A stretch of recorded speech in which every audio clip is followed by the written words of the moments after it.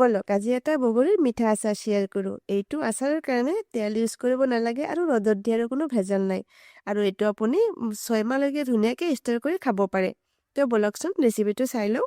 ইয়াতে মই কেইটামান শুকান বগৰী লৈছোঁ আৰু ভালকৈ পানীৰে দি ধুই লৈছোঁ। এতিয়া কুকাৰ এটাত দি দিছোঁ আৰু কেইটামান বেছিক মছলা দিছোঁ। জিৰা গুড়া, ধনিয়া গুড়া, শুকান মৰিচৰ গুড়া আৰু অলপমান হালধিৰ গুড়া। লগতে অলপমান আদা পাউডাৰ আৰু টেষ্ট অনুযায়ী নিমখ দি দিছিলোঁ আৰু অলপমান ক'লা নিমখ দিছিলোঁ আৰু মিঠাৰ কাৰণে মই ইয়াতে চেনি ইউজ কৰিছিলোঁ। আপুনি বিচাৰিলে গুড় ইউজ কৰিব পাৰে। কেইটামান গোটা জিৰা দি দিছিলোঁ আৰু 1 চামুচমান ভিনেগাৰ দিছিলোঁ। ভিনেগাৰটো দিলে আমাৰ আচাৰটো বেয়া নহয়। যদি আপোনাৰ ওচৰত ভিনেগাৰ নাথাকে হ'লে আপুনি নেমুৰ ৰস ইউজ কৰিব পাৰে।